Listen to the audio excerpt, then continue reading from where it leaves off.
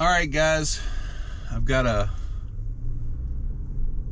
pretty frustrating video that I'm going to record. So I set out to buy an airplane. I started out looking for an SR-22. Did a little bit of research online as far as what it took to buy an airplane, you know, how much money down you needed.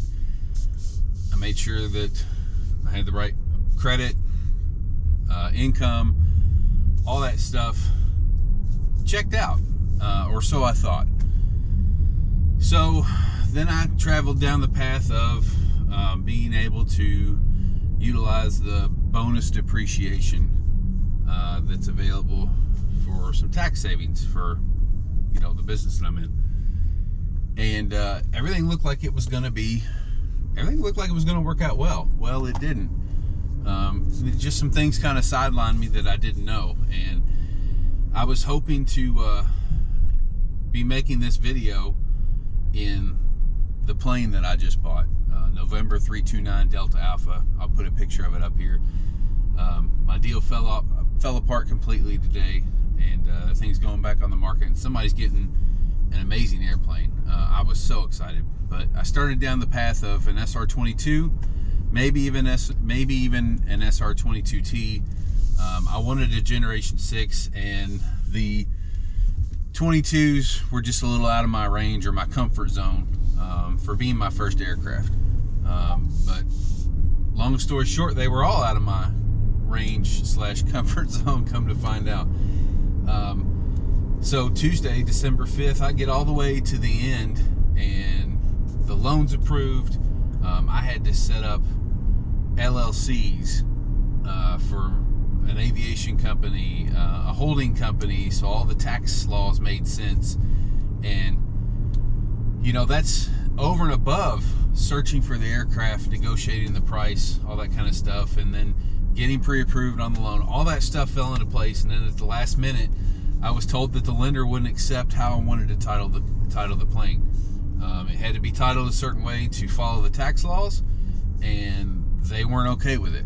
I thought they were initially. I thought all that was handled, and it ended up not being handled. So that being said, I went to, my first initial reaction was, well, something just doesn't sit right. It's not the right time, and then I thought about it a little more, and I'm like, you're going to save this much in you got this much ability to save for taxes, and let's try another route. So the lender went back, tried a different bank, and then I ran into what's called a liquidity problem. I'll probably do a separate video on this. Like I said, I was hoping that my first video was going to be in the plane, but unfortunately it's not. So I'm pretty heartbroken right now.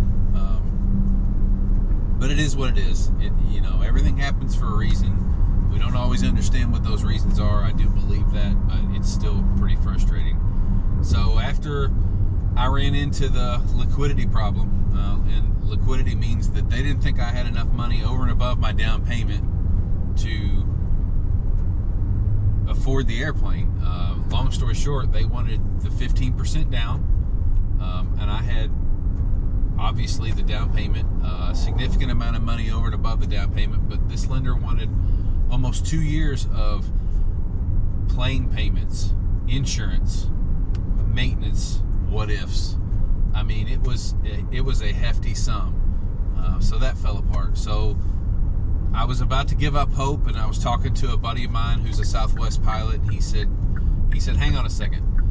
Calls me back, gives me this guy's name and number, and then he goes to work. And he calls me, I explain everything. I'm like, listen, let's just cut to the chase. Here's what my credit is, here's my income, here's the down payment I have, you know, everything. I ran into a titling issue with the first lender. With the second lender, I ran into an issue with liquidity. He said, I don't see that being a problem. I got the perfect bank. So I said, okay, great. So he goes to work. Everything checks out. And I mean everything. Like within a day and a half. So I'm right back at it. And I'm thinking, okay, well, it's going to be delayed a week. Things are still going to happen. And it's going to be great. Well, today I get a call. Actually, it was last night. There's an issue with the value of the plane. So the initial lender did their own evaluation. They were okay with everything. The second lender was not okay with everything. Their evaluation came in, I want to say $60,000 to $70,000 less. And he said, you know, we can probably negotiate it a little bit, but it's realistically, it's only going to get up another $10,000. So you have two options. You can try to negotiate, which I didn't think that was fair to the seller. I think they were asking a good price, and I pre-negotiated, and they came off with their sale price a little bit, which I thought was very fair. And this plane had just came out of an annual. It had a pre-buy already done. So I was saving a lot of money, and I was very appreciative of that. So I didn't feel right going back and saying, hey, your plane's worth $50,000 less, because I didn't believe it. I still don't believe what the lender's doing, but you know, I'm not the one that gets to say the okay. They are, obviously. So anyway, so long story short, I ended up canceling the sale. I've got a significant amount of money invested in attorney's fees. It was $3,000 to create all of the LLCs, and it was another $4,000 to get the tax structure ready with an aviation specific accountant, and then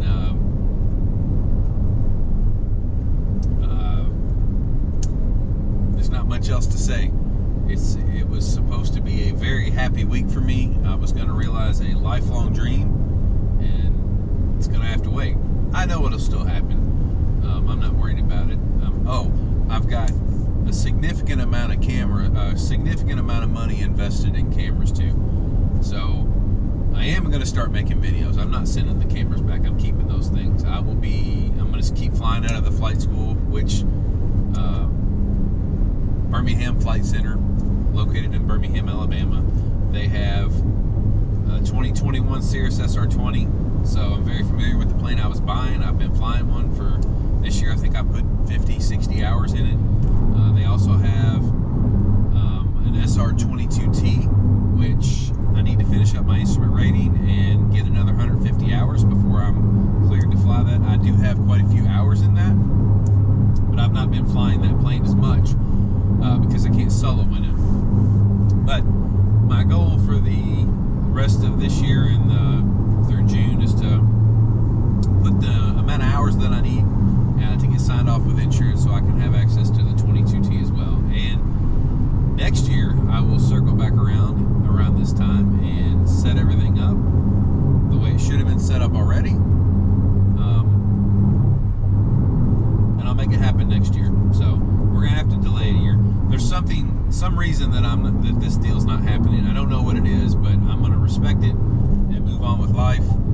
And I'm still gonna be able to fly. And the good thing is that I started this channel to show everybody what it's like to buy an airplane. Some funny stuff, some serious stuff, and like I said, I started this channel after I had all this stuff done and thought that I was in the clear, but clearly I'm not. So I am out about $7,000 and airplaneless. So I'm not really out the money. Everything's set up for the future for whenever I do this next year, but it was just, I didn't expect it to be delayed. But anyway, so I'm going to keep doing the video, and I'm going to keep sharing with you guys what I search for. I'm going to do some videos in the planes that I fly in the flight school. There's a lot that I have no idea involved with YouTube. So I went all in, spent a decent amount of money on GoPro cameras. I don't know if that was the brand I should have went with. It's the brand that I'm familiar with. I already had one. So I've been learning 360 videos. I don't have my 360 camera in this right now. I invested in GoPro mounts for the plane, so I went with Flight Fix. I've got some tie-down mounts. I've got some other mounts that will go on there. So yeah, I'm all in, and hopefully you guys like the videos that I'm going to put out. If I am anything, I'm honest. I'm embarrassed at this point. I'm pretty frustrated, and if I can make anybody else a recommendation that's in my shoes And not that anybody else cares, as far as your friends and family, but I wish I would not have told anybody about what I was doing. The next time around, nobody's going to know what's going on until I'm flying in my plane, because now I've told not everybody, but a few buddies that fly, a few buddies that have planes.